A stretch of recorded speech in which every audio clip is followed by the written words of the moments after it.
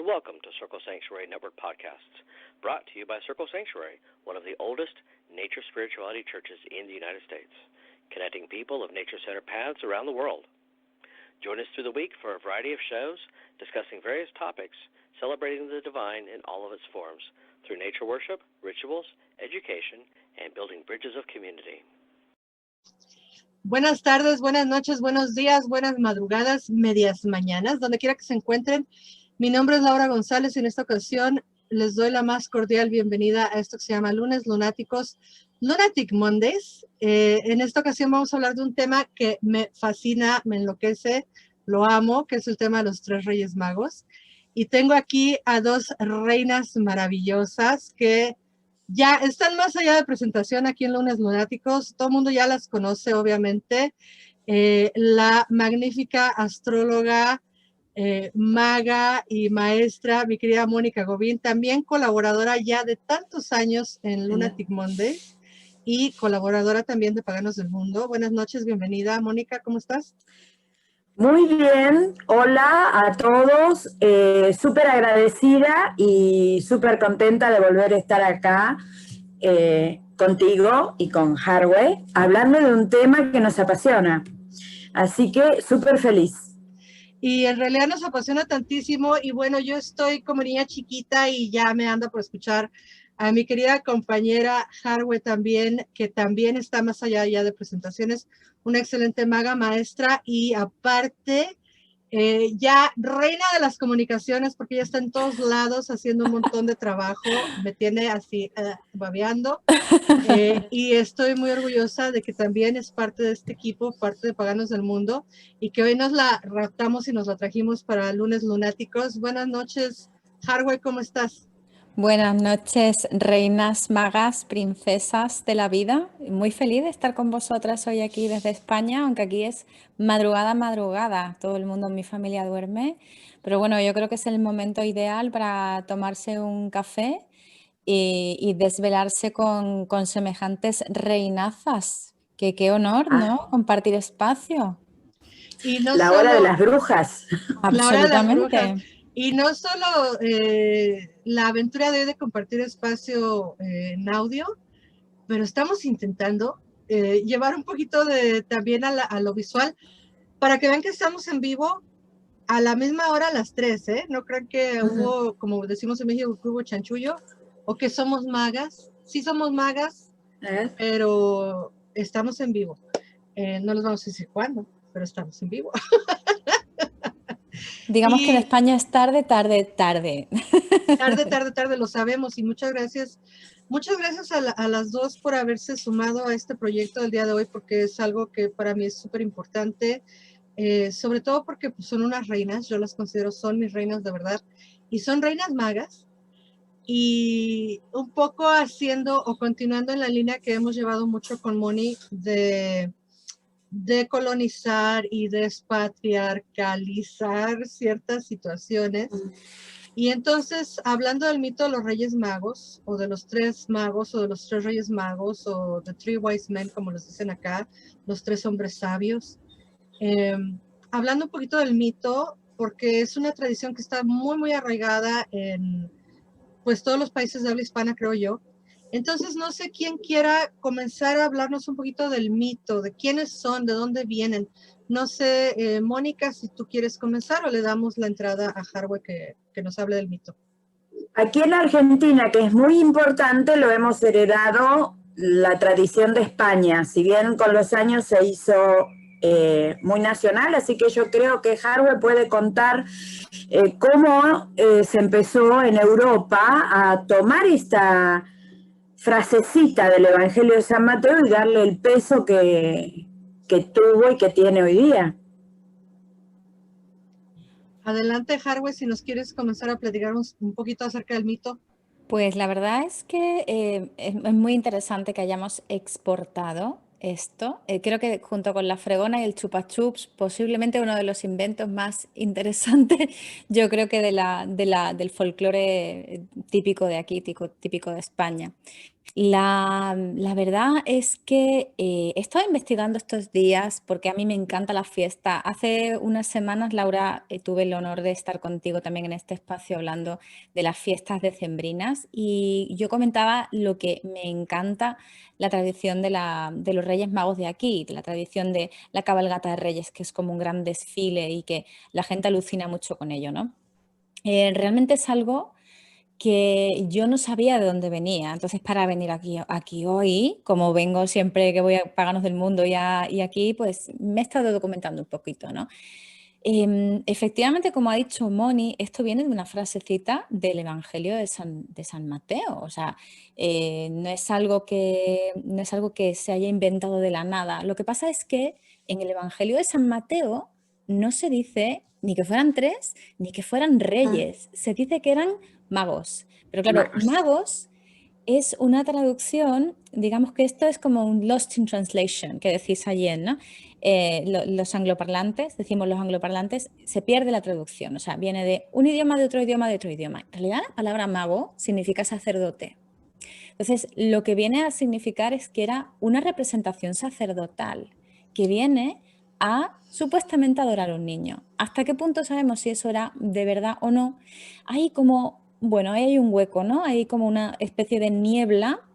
Digamos que si tomamos a Jesús como una figura histórica y cogemos bueno, pues esos evangelios y los analizamos, los que tenemos para, bueno, donde se cuenta su vida, ¿no?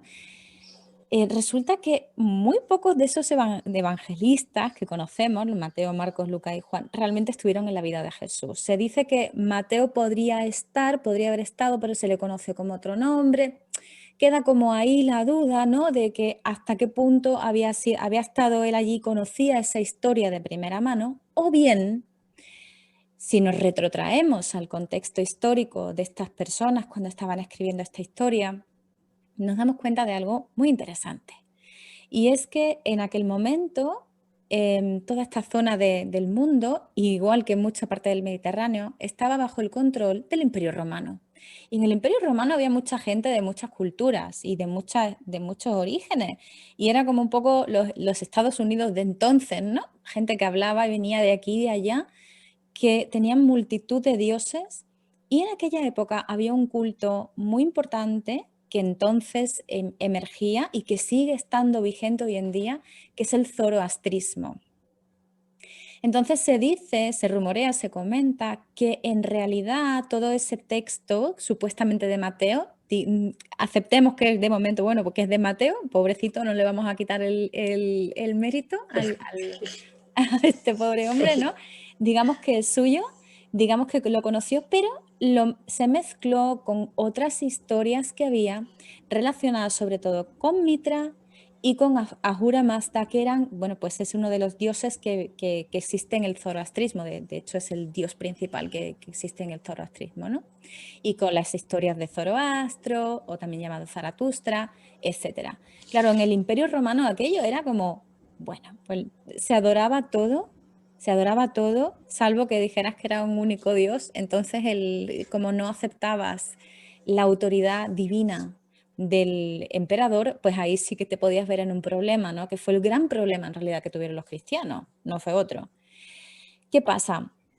Que eso van pasando los siglos, se acepta como, bueno, va cambiando la traducción de un idioma a otro, la lengua vernácula en principio era el griego, luego pasa a ser del arameo al griego, del griego al latín, del latín a todas las lenguas que hablamos ahora mismo, que son un montón.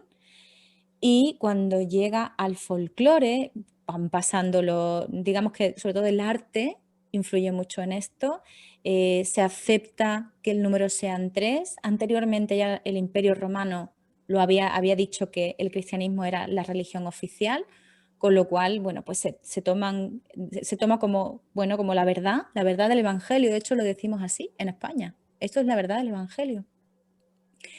Y el arte también hace lo propio. O sea, el arte empieza a decir, pues son tres personas, eran 3 magos, no se entiende como sacerdote. Le pasa un poco lo mismo que le ocurre al término demonio, daimon, que significa espíritu. Entonces le pasa un poquito también lo mismo, ¿no? A ese término. Y como en el siglo XV, más o menos, a Baltasar se le pone, bueno, pues una persona de origen africano, subsahariano, pasa a llamarse Gaspar, supuestamente el representante de Asia, y el europeo se le llama Melchor. Entonces tienen esos tres nombres. Y en España no teníamos, por ejemplo, nada de esto, nada de regalos ni nada, pero conocíamos la historia de San Nicolás, de Saint Nick, que estaba muy presente en los países anglosajones. Pero claro, nosotros que éramos más papistas que el Papa, en mi país soy muy católico, pues resulta que dijimos, bueno, pues no podemos dar los regalos el mismo día, que es el cumple del Niño Dios, ¿no? Aquí vamos a quitarle el protagonismo a Jesucito, que está en el pesebre. Pues ¿cuándo lo hacemos?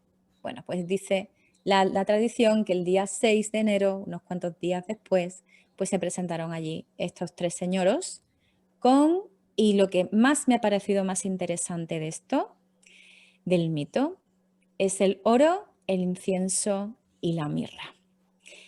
No solamente por las implicaciones esotéricas que tiene, sino porque sabéis que yo soy antropóloga y me llama mucho la atención el simbolismo del 3 y además el simbolismo de cada una de estas tres cosas. Si nos retrotraemos un poco más atrás, ¿me vais a permitir que nos vayamos un poco más atrás? Claro, claro, adelante. ¿El qué, perdóname? Y digo que adelante, claro. Sí. Pues lo que sucede es que las tribus de Israel estaban en un entorno semita. Las tribus semitas eran muchas y siempre tenían una tríada. Si os fijáis y vinculáis mucho, y seguro que Moni sabe de esto porque ella es astróloga y los astrólogos saben mucho de todas las cosas. Si nos retrotraemos, por ejemplo, a cosas como el árbol de la vida, vemos siempre la tríada, ¿no? Hay una estructura de tríadas también en la Cábala. Hay una estructura de tríadas en lo que viene siendo la mitología semita. Siempre hay un padre, una mamá y un hijito. O bien un padre, una mamá y una representación del máximo, ¿no? de la potencialidad máxima, de la creación máxima del universo, ¿no? El oro, incienso y la mirra vienen a ser más o menos eso. La mirra tiene un componente femenino que el cristianismo no ha perdido en la figura de la Shekinah, que es el Espíritu Santo. Tampoco se ha perdido el incienso, que es como la parte masculina. Y lo que viene a decir cuando unimos a los dos es el oro. Pero es que además tiene otra connotación más. Cuando esos tres magos o sacerdotes van a honrar al niño Dios y le dan el oro, es porque saben que es un rey. De ahí que tanto problema tengan los cristianos luego con el Imperio Romano. Cuando le dan el incienso es porque saben que es divino, porque el incienso se quema en los templos. Pero cuando le dan la mirra se utiliza para embalsamar a los muertos. Los muertos. Le están diciendo, vas a morir joven y no dejas de ser un humano. Y esto creo que es la parte más importante de todo este mito, y es recordarle a un Dios encarnado, supuestamente a un Dios encarnado, que está encarnado, y el recordarnos a todos lo que es que termina la vida. Y hasta aquí creo yo que es la parte más, como el colofón del mito, desde mi punto de vista, sería esto, que todo empieza, señoras, pero todo también tiene un final, y eso ni Dios siquiera se libra de eso. Wow. Qué cosas tan interesantes nos traes y qué maravilloso es poder tenerla, pues el punto de vista, como dices tú, ¿no? Desde la... Ay, Dios mío, se me olvida tu carrera. Antropóloga. Antropología. Ajá, el punto de vista antropológico. Y me tienes fascinada. Bueno, yo como se los dije a mis compañeras, mis queridas reinas que vinieron el día de hoy, que yo hoy iba a estar nada más escuchándolas y babeando, literal, así me tienen. Así es que los quiero invitar a que no se vayan a ningún lado, por favor. Vamos a tener una pequeñísima pausa y volvemos con más aquí en Lunes Lunáticos, Lunatic Mondays. Estás escuchando Lunes Lunáticos, creando puentes de unión en la comunidad pagana internacional. Continuamos con más. No te despegues. Y ya estamos de vuelta una vez más en vivo y en directo en esto que se llama Lunes Lunáticos, Lunatic Mondays. Y no quiero pasar la oportunidad de pedirles que por favor se conecten el 30 de enero en Paganos del Mundo. En 30 de enero va a haber un programa especial de tarot en vivo. Vamos a estar haciendo lecturas de tarot con Claudia Elgueta y su servidora Laura González. Obviamente que se conecten a escuchar todos los programas de Paganos del Mundo y los siguientes de Lunes Lunáticos, Lunatic Mondays y de todos los demás programas que ya tenemos más de 400 horas grabando aquí en CSN Podcast. Y obviamente pues están también los programas de Paganos del Mundo, donde están mis compañeras Mónica Gobín y Harway Tuileva. Y bueno, pues de vuelta aquí en Lunes Lunáticos. Sí, pero tienes que decir bien lo de tendiendo puentes, no, Tienes que decir bien la entrada. ¿Cómo? Sí, lo de Paganos del Mundo, no solamente somos los que más sabemos de lo nuestro, sino que además somos terriblemente guapos. ¡Ah, claro! Los más guapos de la radio. Es que no lo ven, es que no nos ven. Absolutamente, pero no, somos los más guapos de la radio. Claro. Seguro. Obvio. Ya, por favor, Mónica, sálvanos de nuestras locuras. Si nos dejas a mí y a Harway, nos la pasamos toda la tarde riéndonos y diciéndonos. Riéndonos, me parece genial. Bueno, porque es tiempo después del último programa que grabamos para Paganos del Mundo, yo creo que Laura ya está curada de espantos conmigo. Fue maravilloso. Por cierto, los que no lo han escuchado, el del mes pasado que hizo con Numen, bueno, parecía fiesta. Magnífico, a mí me encanta. Yo digo que lo que más me gusta del paganismo, en general de la Wicca en particular, es que te puedes reír.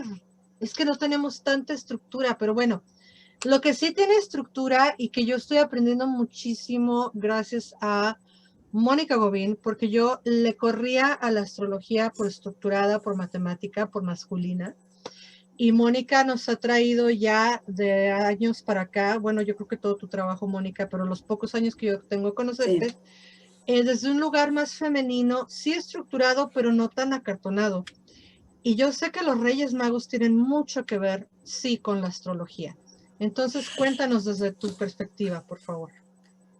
Primero voy a dar el warning de que tal vez haya una pequeña decepción. ¿Qué pasa? Sí, porque, por ejemplo, se ha tomado el día 6 de enero como el día del astrólogo, recordando para los de habla castellana, o sea, los que hablan español, no para los angloparlantes, que celebran el día de la astrología el 20-21 de marzo, o sea, en el momento del ingreso del Sol al cero de Aries, que es el comienzo del año astrológico. Pero aquí, desde hace unos años, un astrólogo bastante famoso, con una trayectoria muy fuerte y muy cristiano, dijo, bueno, vamos a celebrar el 6 de enero como el día del astrólogo. Todavía no se usaba el lenguaje inclusivo en ese momento. Pero bueno, ¿qué tiene que ver el 6 de enero con la astrología? Supuestamente los magi, esos señores que años después, se decretó que fueran 3 en un momento, como dijo Harway, se pensaba que eran más, y se utilizaba la palabra latina, mago, magi en plural, por una cuestión política, porque en ese momento el Imperio Romano era quien tenía el control político-militar de toda la zona del Mediterráneo. Pero esa referencia es una referencia como que hubo una casta sacerdotal que refrendaba, y con un evento en los cielos, el nacimiento del Rey de Reyes, ¿sí? Ahí hay dos cosas. Primero, la referencia a los sacerdotes persas o iranios, que en realidad heredaban el conocimiento astrológico de muchos siglos atrás. No olvidemos que la ciencia astrológica ligada a las matemáticas nace en Sumeria, donde en los templos se formaba a los sacerdotes y a las sacerdotisas en la observación del cielo. Evidentemente toda la casta sacerdotal era una especie de sacerdotes del cielo y se hacían predicciones para el rey y para el Estado. En esa época los comunes no tenían acceso a la consulta astrológica y todo el cuerpo de la nación era visto como un organismo, ¿no? Como un ser cuya cabeza era el rey, y lo que le pasaba al rey y al Estado era bueno o malo para todos. Entonces, los sumerios fueron acumulando una gran cantidad de conocimiento ligado a la casta sacerdotal. O sea, no es que eran astrólogos por un lado o magos con respecto al concepto de magia más de la Edad Media.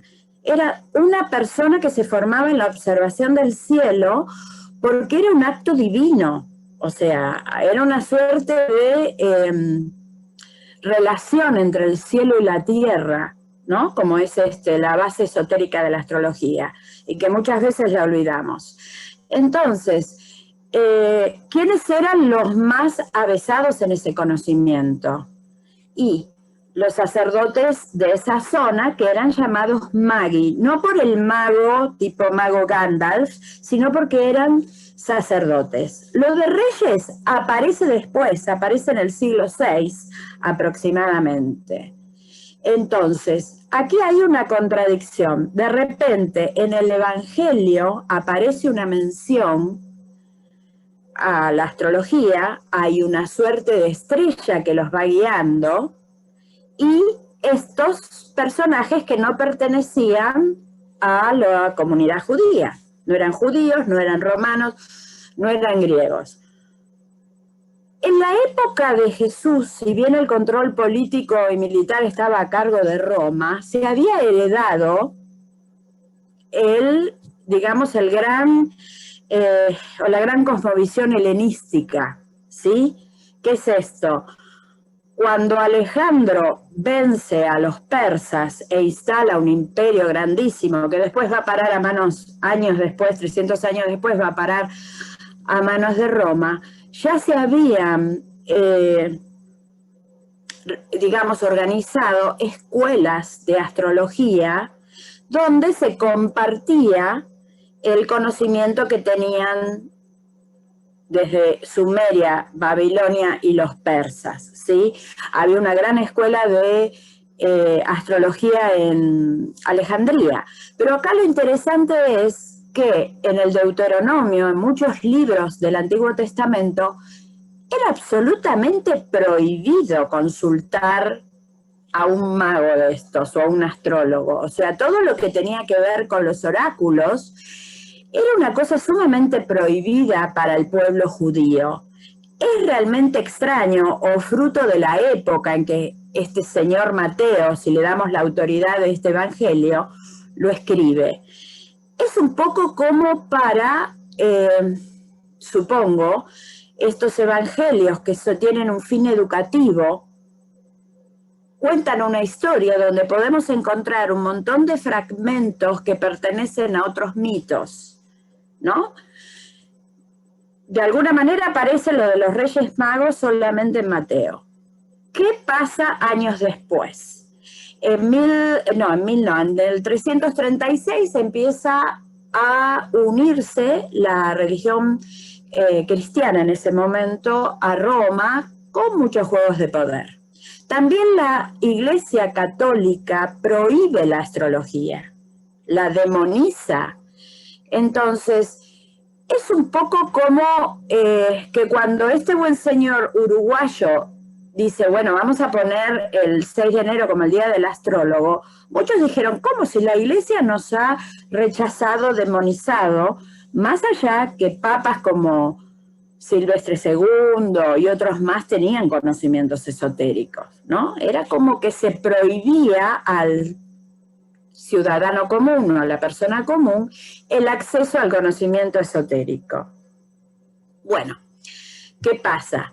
Se trató de certificar el día del nacimiento del Jesús histórico, ¿no? Que no hay pruebas. Entonces, la estrella de Belén pasó a ser un estudio o una marca que dijera, bueno, ¿qué pasó en los cielos en ese momento para que sea recordada esta estrella de Belén? Que en realidad parece no ser una estrella, sino la conjunción de Júpiter-Saturno, que en esos cielos se debería ver bien brillante. Entonces, a partir de determinada época se empezó a calcular la fecha del nacimiento de Jesús, y cada autor lo pone en un momento diferente. ¿Por qué? Porque esa conjunción que es un ciclo que se repite cada 20 años, supuestamente en esa época, en el año 6 antes de Cristo, donde supuestamente nace Cristo, se da en Piscis, que tiene un componente esotérico de la venida del Mesías, la venida del Salvador. Entonces, se trata de poner una fecha. Lo triste es que cada autor pone una fecha diferente. La ponen el 17 de marzo, el 17 de abril, el 21 de agosto, pasan del año 6 al año 7, y nadie tiene, como decimos acá en Buenos Aires, nadie tiene la justa o la posta. En realidad son elucubraciones. Bueno, cuando se empieza a desarrollar el software y es muy fácil ir atrás con la computadora y hacer el cálculo, se empezaron a tirar fechas.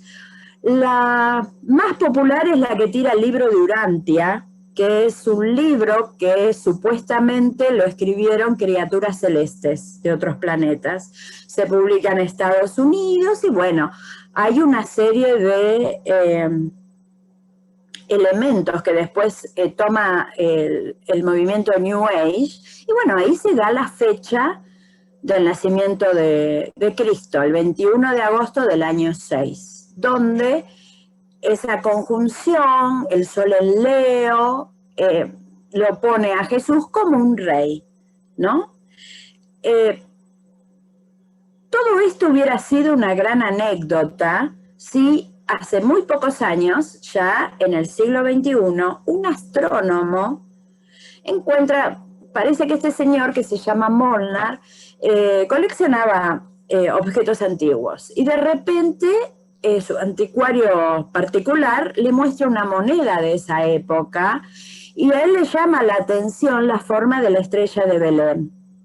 Y empieza a hacer un estudio para decir, bueno, la conjunción con ese brillo podía haber sido algo que los sacerdotes, los magi, lo tuvieran presente, ¿sí? O sea, se demuestra un hecho astronómico, pero todo lo demás, el mito, o sea, la condena de Herodes y la matanza de los inocentes y demás, no encuentran una comprobación fáctica en este hecho. Podemos decir, sí, la conjunción se dio ese año, pero no es la causa de que después en Europa se instale un santuario para los Reyes Magos. Había hasta una oración, porque decían que protegían de la epilepsia. Entonces se va creando con esa fantasía de que, bueno, vino de Tierra Santa, de la época del Señor, se empieza a gestar algo en Europa que después, a través de España y del catolicismo, queda impregnado en Sudamérica. Y mi país, Argentina, es uno de los países donde los Reyes Magos tienen más prensa, pero ya desligados de la iglesia, porque se hace la procesión, pero la procesión es una cosa como no religiosa, no participa mucho la iglesia. Y la cuestión de los regalos, la costumbre de poner agua y pasto para los camellos, Y bueno, el hecho de que sea el 6 de enero tiene que ver con un choque de calendarios. El 6 de enero, en el calendario juliano, que es el calendario anterior al gregoriano, que es el que tenemos, hay una diferencia de días. Entonces, el 6 de enero, en el juliano, es Navidad. Y por eso las iglesias griegas, las iglesias ortodoxas, festejan la Navidad para lo que nosotros es el 6 de enero. Así que es como una mezcla de una diferencia de calendarios que no importa, no es muy importante, una idea muy bonita que vengan los reyes y traigan regalos. Creo que ha entrado más por el lado arquetípico que por otra cosa. Pero bueno, es un momento lindo, a veces hasta maravilloso poner los zapatitos la noche del 5 de enero. Qué lindo. Claro, claro. Fíjense que algo que yo estaba comentando cuando hicimos el programa hace unas cuantas semanas con Harwe y con Carolina, Carolina González. Estábamos hablando de la magia, de lo bello de las tradiciones, de que en un momento dado pasan de la religiosidad al arquetipo y al festejo, ¿no? Y yo en este caso que ya dejamos atrás 2020 finalmente, que no sé, ya estamos a día 4 y no se ha arreglado todo de manera mágica, como mucha gente lo estaba pensando, Claro. pero qué bonito, para mí en particular, qué bonito es subirse a esa ola de magia energética que empieza con las fiestas decembrinas y que para algunos, para muchos de nosotros que crecimos, queramos o no, en un mundo católico en Latinoamérica, pues el punto final vendría siendo el 6 de enero, ¿no? Claro que en México es 6 de enero, come la rosca y a quien le sale un niño le toca hacer los tamales y entonces se extiende para el 2 de febrero la Candelaria y resulta que la Candelaria es la Christmas y la Candlemas y tiene que ver con las candelas y con las velas y con Imbolc y bueno, ya ahí vemos la gran lo que yo siempre digo, ¿no? El catolicismo que llegó a catolicismo que llegó a México bien paganote, ¿no? Y entonces lo que yo les quería decir es, por ejemplo, en México lo que yo me acuerdo, que ya 22 años removida, es que Santa Claus, San Nicolás, pues era aburridón, porque Santa Claus te traía zapatos, útiles para la escuela, ropa interior, o sea, lo que necesitabas, pero que no te daba gusto. Pero los que te traen cosas, juguetes y lo que te encanta y que es para jugar y que no es un día festivo, pero que todos los niños van a la escuela con sus juguetes, es el 6 de enero, es el Día de los Reyes. Y acá no ponemos pasto no hay pasto y agua para los camellos, pero sí el zapato. El zapato es así como que imperdonable. Y entonces yo no me acuerdo de marchas, pero sí las debe de haber. Lo que pasa es que mi mamá no era mucho de llevarlos hacia cosas masivas, cosas de ya idiosincrasia de la familia de origen. Claro. Pero me tiene fascinada porque tú hablas, Mónica, de marchas y Harwe, yo sé que también allá en España nos hablabas en el otro programa de esa tradición. ¿Nos recuerdas un poquito de eso? Sí, es un desfile grande que consiste en carrozas que, bueno, pues a mí me recuerda mucho el Día del Orgullo, la verdad, o sea, el Día del Orgullo me recuerda mucho a esto, ¿no? Los niños van montados, hay un montón de niños montados en las carrozas y van lanzando golosinas, caramelos, chucherías que decimos aquí, a la gente, dulces, los van lanzando. Y luego hay una representación, la primera siempre es la Estrella de la Ilusión, en la que abre el desfile. la primera carroza. Y luego pues hay que si de cuentos de hadas, tal, lo que se lleve en ese momento la moda, que sea, si es de Frozen, pues de Frozen del Sayana.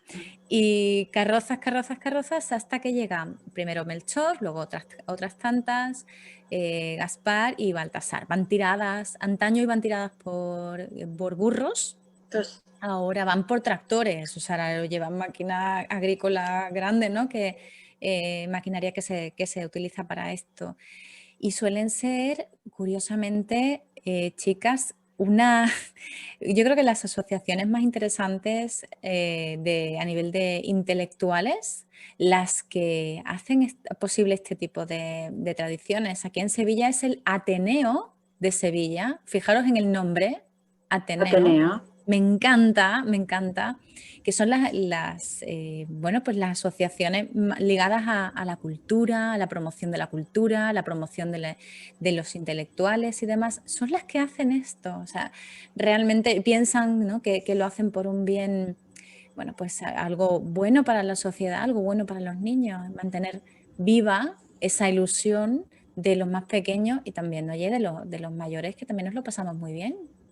Claro. Además, volviendo a lo que hace rato yo lo quería decir, y creo que ya me revolví mucho con las palabras, como es mi costumbre. Pero si algo nos enseñó este canijo 2020, y canijo me estoy viendo buena onda con el 2020, es que hay que festejar. Y nadie te va a venir a quitar tu licencia de pagana o de bruja, o a pedirte el registro si festejas el Día de Reyes. Además, la vida está corta, amigos, amigas, amigues. Estamos viviéndolo, que la vida se nos va en un minuto. ¿Qué tiene de malo festejar, aunque no tenga necesariamente todos los orígenes paganos del mundo, o sí?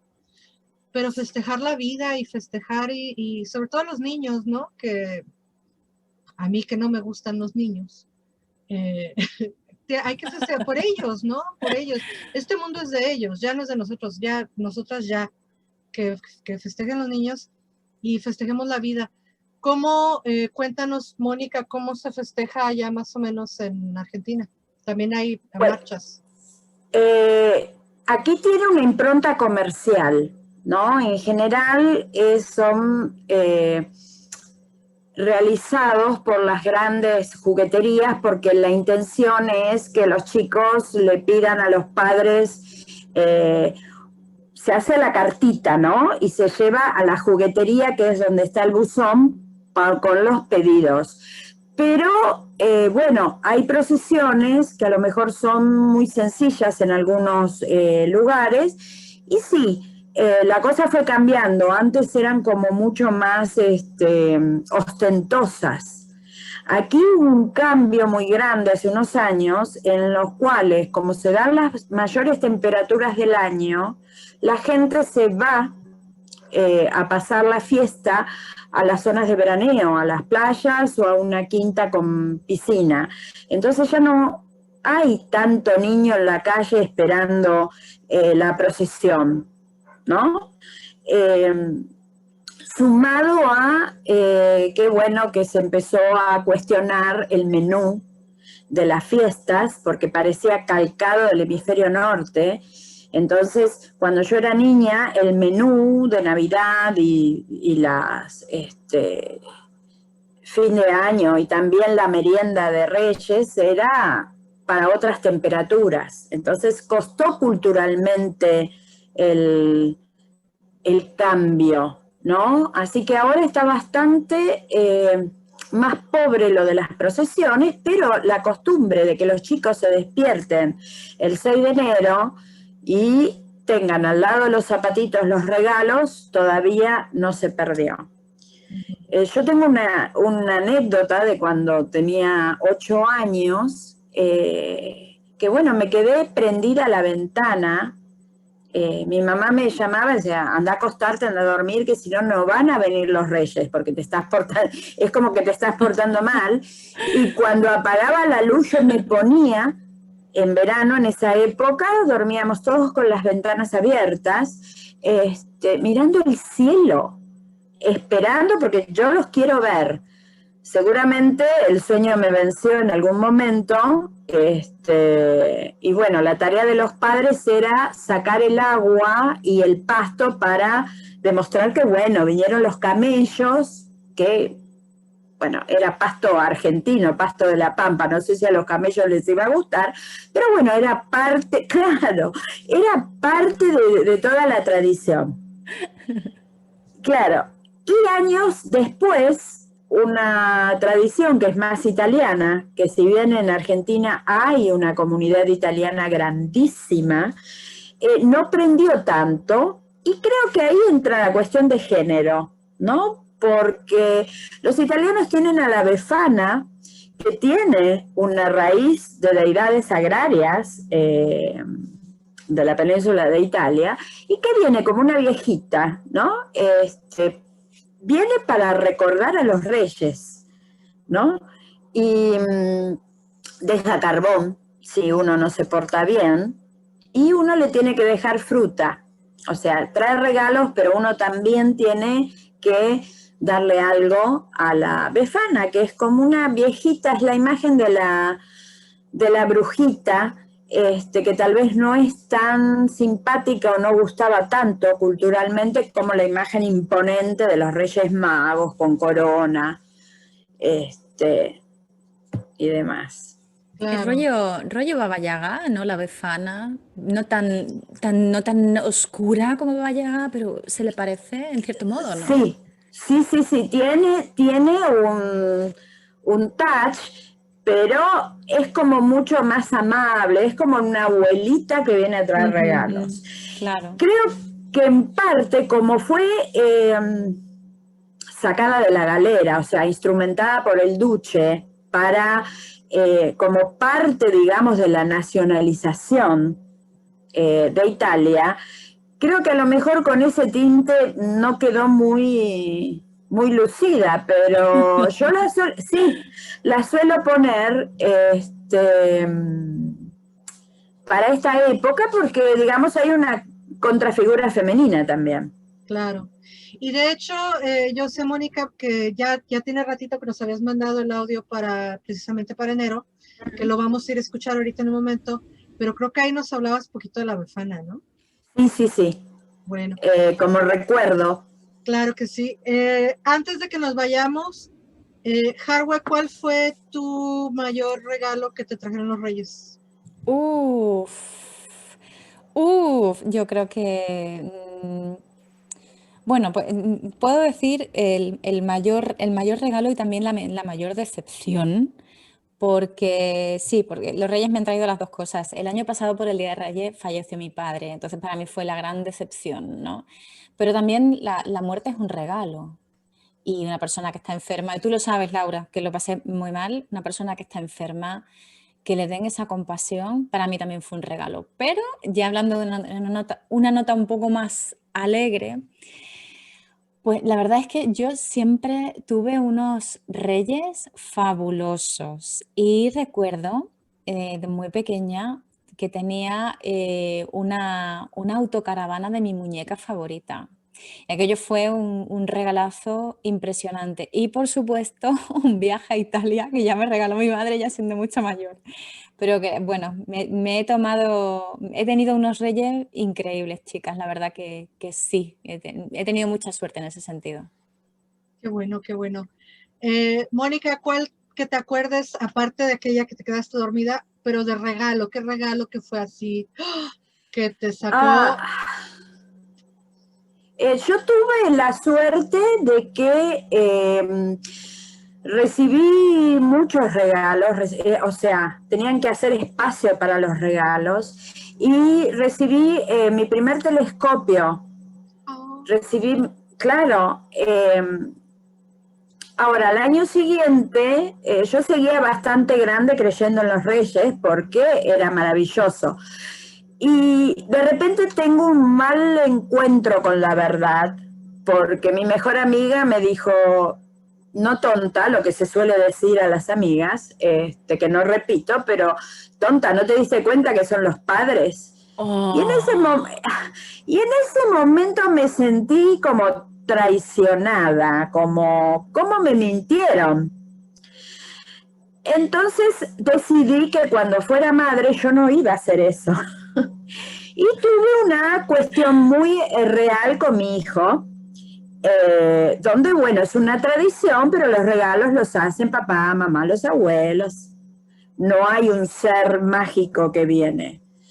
Y cuando nos mudamos a Dayton, en Ohio, allá la Navidad era tan grande y Papá Noel estaba por todos lados, que mi hijo me dijo, con menos de, no tenía 5 años todavía, no mamá, acá existe, acá vive Papá Noel. Entonces fue todo una vuelta con estas fiestas que digo, bueno, la verdad, que cada uno la festeje y crea lo que quiera creer. Pues yo lo que le voy a decir a toda la gente que nos está escuchando, que nos está viendo, a todos aquellas que se sumen, si existen, pongan su zapato, algo les han de traer, y ya cuando estamos grandes ya no nos traen juguetes, nos traen lecciones y nos traen experiencias. Así es que abran su corazón a la magia de las fechas, ábranse a recibir, por el amor de Dios, abrámonos a recibir. Y no se me vayan, porque vamos a escuchar la cápsula de Mónica Gobín, aprender un poquito más acerca de la Befana, a ver qué nos trae este enero. Y no se despeguen porque volvemos con más ya para cerrar el programa. Ya volvemos.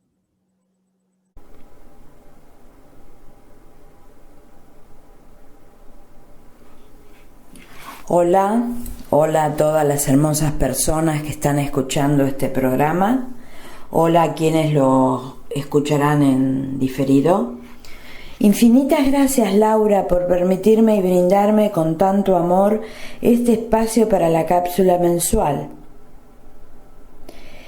Bueno, desde hace casi un año, en primer lugar, envío un abrazo y todo mi amor a las personas que están atravesando situaciones por los efectos del confinamiento por el COVID-19, ya sea porque están pasando temas de salud o por temas económicos.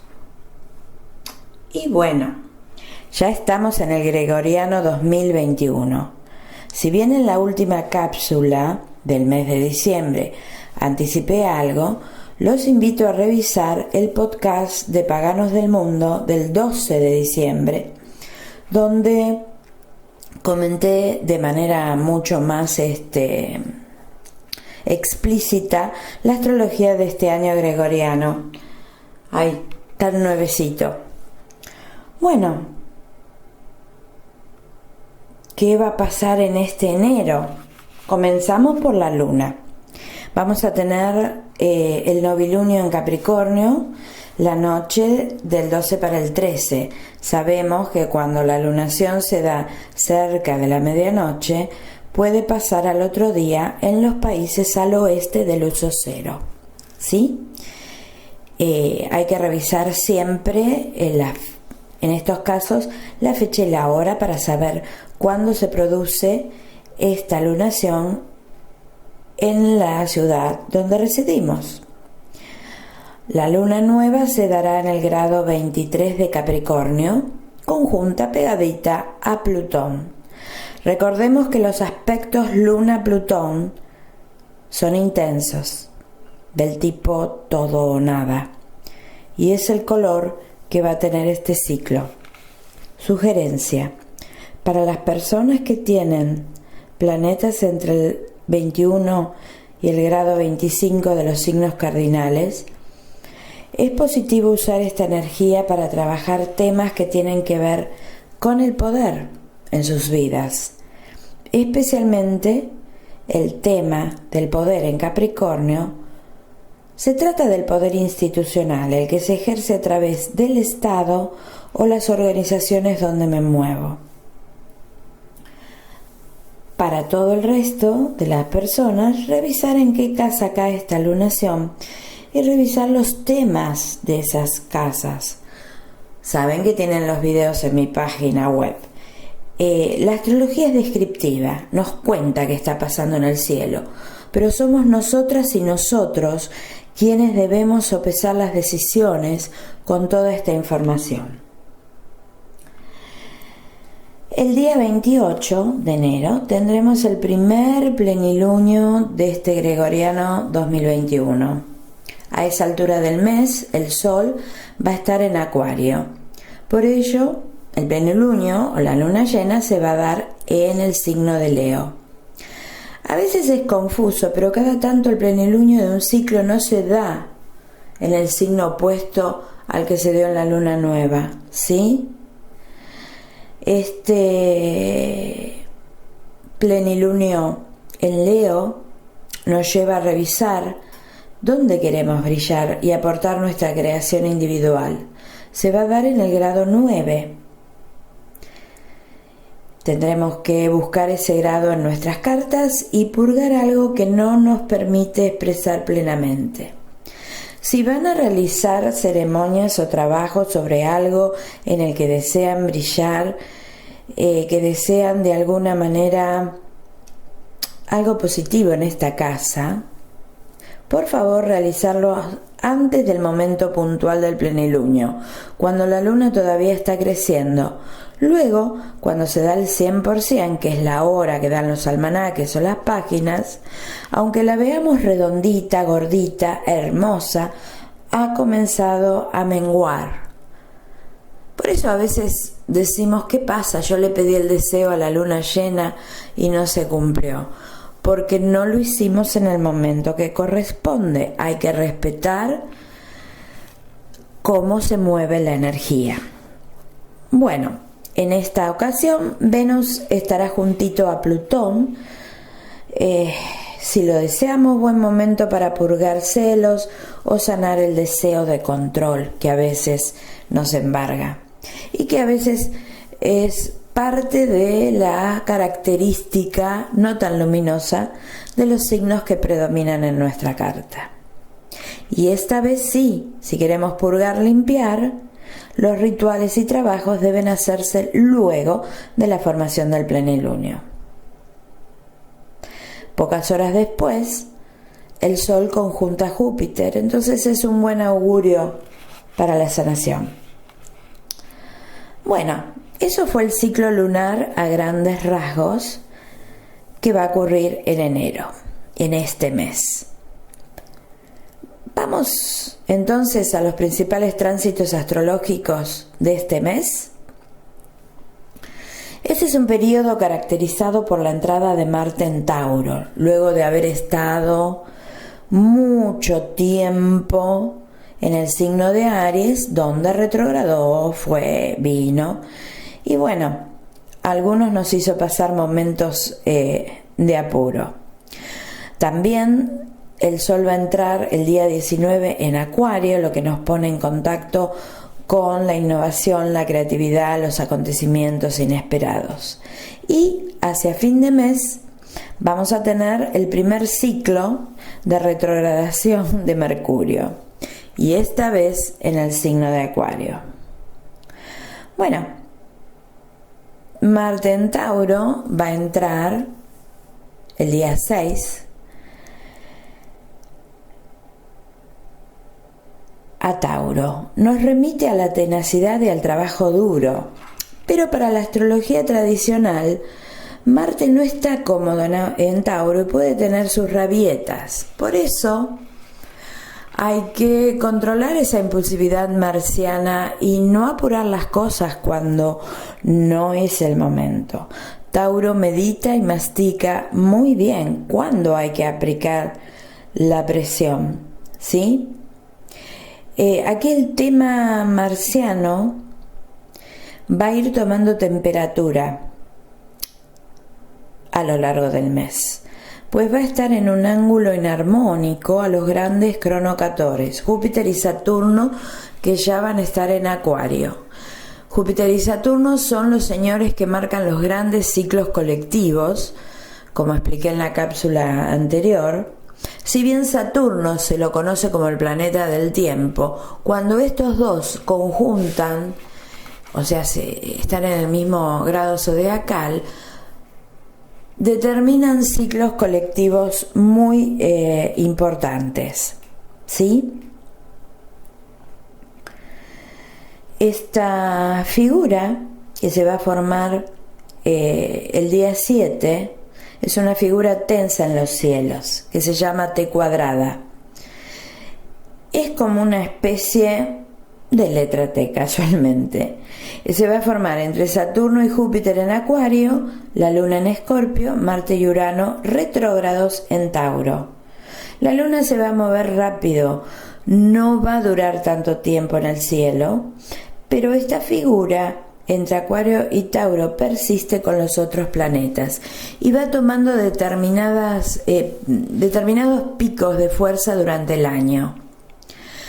Se podría decir que el ciclo o el ángulo o el aspecto más importante y más álgido de este año va a ser la cuadratura Saturno-Urano, de Acuario a Tauro. Bueno, el día 8 Mercurio entra a Acuario y Venus a Capricornio. El segundo evento tipo T cuadrada, como les expliqué recién, tendrá lugar hacia fin de mes, hacia el 28, entre Marte y Urano en Tauro, ya directo. Urano ya va a estar directo, la Luna en Leo y el Sol, Júpiter y Saturno en Acuario. Una T cuadrada ocurre cuando un cuerpo celeste, al que vamos a llamar planeta focal o ápice, recibe dos ángulos de dos planetas o más distintos que se llaman cuadraturas, que son ángulos de 90 grados y para la astrología se considera un ángulo tenso, como de crisis, no es un ángulo cómodo, ¿sí? Estos planetas en cuadratura tienen que estar en signos de la misma modalidad, ¿sí? En este caso la modalidad es fija. O sea, la energía del elemento concentrada. A su vez, estos dos planetas, que están en relación al tercero que llamamos focal, están opuestos, ¿sí? Desde el punto de vista de algunas escuelas astrológicas que toman el punto de vista evolutivo, esta figura de la T cuadrada son aspectos dinámicos, motivadores, que impulsan a las personas a avanzar, que de alguna manera, a pesar de los obstáculos y la frustración, hacen que empecemos a resolver temas, ¿no? Pero pueden llegar a ser un poco molestos. Ten en cuenta esto si debes tomar decisiones, ya que hay que ver lo que pasa en las casas que contienen a esta figura y lo más importante, aceptar y tener paciencia.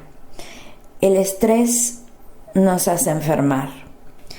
Y luego la retrogradación de Mercurio en el signo de Acuario, que comenzará el día 30 y se prolonga hasta aproximadamente el 19 o 20 de febrero, ¿sí?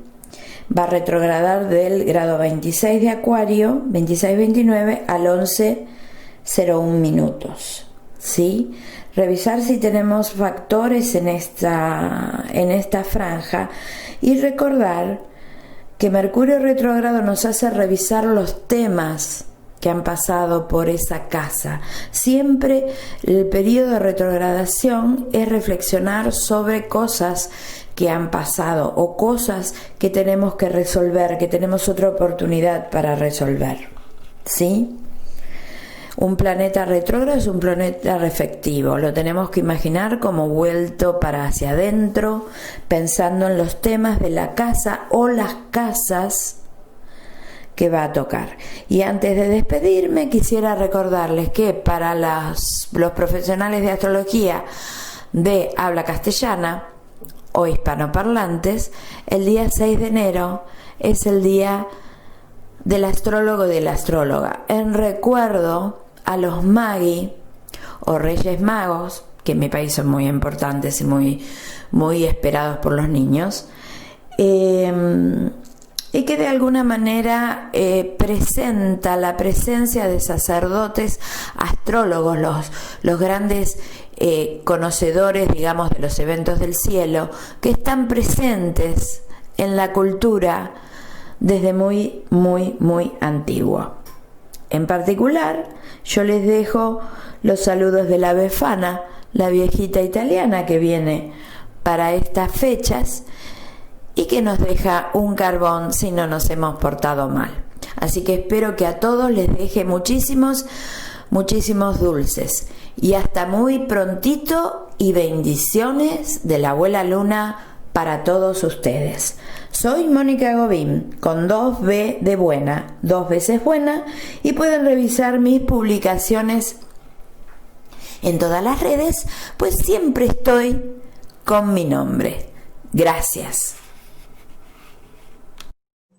Y ya estamos de vuelta una vez más en esto que se llama Lunes Lunáticos, Lunatic Mondays. No sin antes recordarles, por favor, que nos escuchen. Hay una N cantidad de programas. Está Lunatic Mondays, está Circle Talk, está Moon Magic, está Nature Spirituality y Nature Mystic con Selena Fox, y Paganos del Mundo, obviamente, en español y en portugués.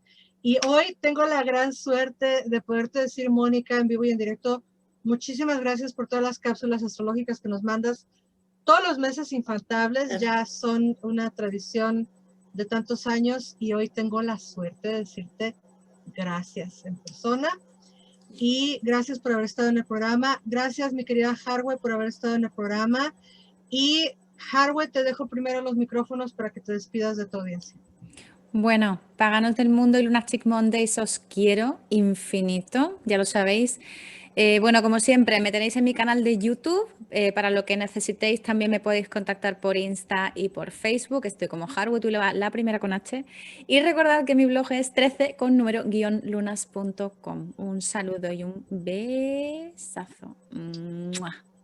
Gracias, hermosa. Mi querida Mónica Gobín, te dejo los micrófonos para que te despidas de tu audiencia. Bueno, muchísimas gracias a todas las personas que están escuchando este programa ahora y en diferido. Muchísimas gracias, Laura, por permitirme. Siempre es un gusto estar aquí hablando. Tendremos que tener horas. Y yo soy la que doy gracias por permitirme hablar esos minutitos de astrología. La verdad, muy agradecida. Y bueno, esperando este 2021 que recién comienza, que sea mucho más amoroso para todos y todas. Gracias.